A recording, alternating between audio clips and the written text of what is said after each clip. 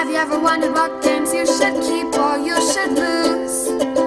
Find out here at Purge Reviews. Thunder Road's Hot Wheels edition is a debacle. This is nothing you remember from Thunder Road. It takes the combat completely out of the game. And can you believe the helicopters are missing? You can't shoot anything in this game, and they've kind of tore all the combat, all the Mad Max out of it, and made it just a racing game where you don't want to fall behind. You can put sandstorms out, and the weather can be the bad guy. But this game really does miss the combat, the shooting, the fighting, the nudging, the crashing.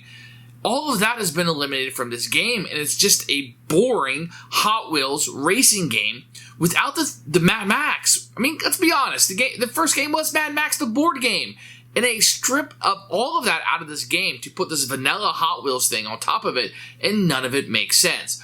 This is an abortion of a game compared to what the original is, and I'm looking forward to the Restoration Games version, which I have not got at this point. But this is complete garbage. As a fan of nostalgia and Thunder Road and its history, and I still like playing that game, this game I was excited about. Okay, let's get a Hot Wheels edition of this. Let's get it updated, maybe some better components. Absolutely not.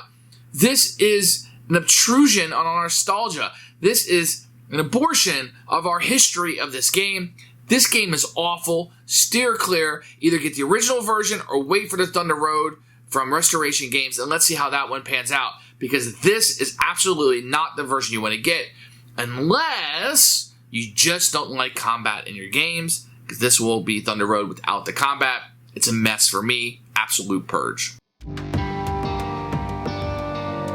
This is Thunder Road, but the Hot Wheels edition.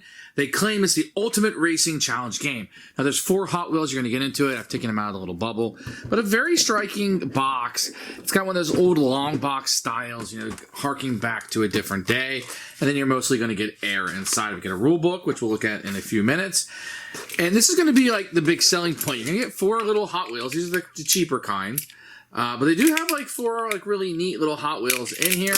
And everybody will have 2, so of course your other one needs to be a standee. So you're going to have one that's a Hot Wheel, and then one that will be a standee.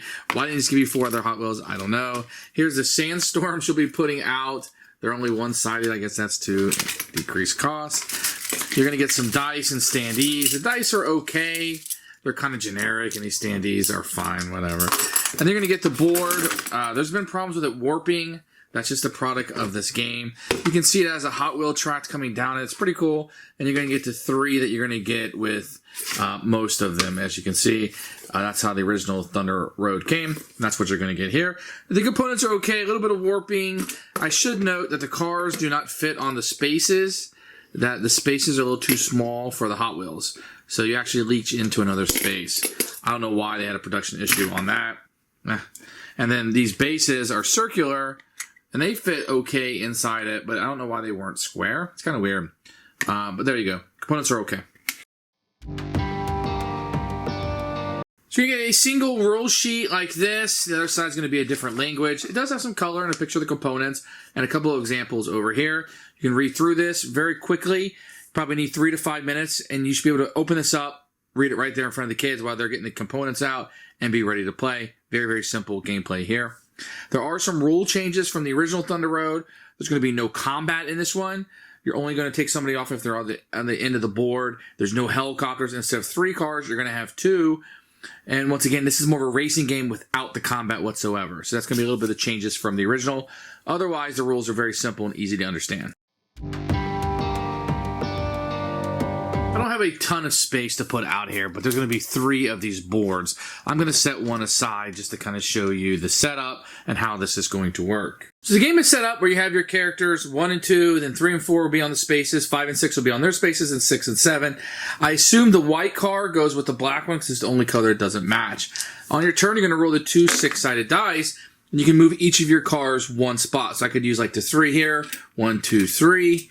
And then the other one can move 1 space or vice versa. So each die will move 1 of your cars. You can't share space with somebody, and you can't go through them. Now, if you start out here on the Hot Wheel track in the center, and you roll the dice, let's say he rolled 3, 1, 2, 3, and he always moved on that, then I can roll this dice, roll it, and I can continue moving with him. I just have to stay on the Hot Wheel track in the middle. You can already see the cars don't necessarily, their wheels. So unless you're completely flat, they're not going to stay on their space very well.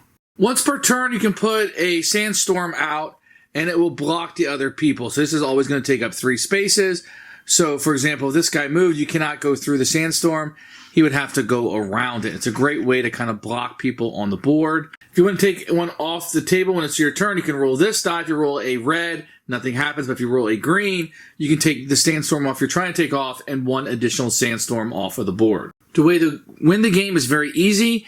If you're able to get to the third board, so there'll be a third board here, and you come off the end of it, then the backboard will be taken off, the other boards will be moved down, and anything on that back board will be eliminated from the game. All of those people lose.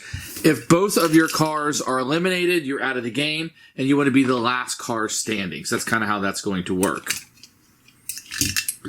And that's a quick overview of how you play Thunder Road Hot Wheels Edition. Remember, this edition, you're going to have 2 cars instead of 3. There's going to be no helicopter and no combat in this game. It's all about getting off the front of the board and leaving people on the third one back here. And you're going to use those sandstorms to kind of block them in so they can't keep moving on you. This is going to be the key of the game. Who should buy this game? Absolutely nobody. This is a garbage version of the game. Go back and get the old Thunder Road or wait for the new one from Restoration Games, but there is really no reason to get this one. If you want a boring racing game, has that endless track or some sandstorms, it's okay, I suppose. There's so much better products on the market, including the original Thunder Road. This one is not something I can easily recommend to anybody, and I do not. Absolute purge for me.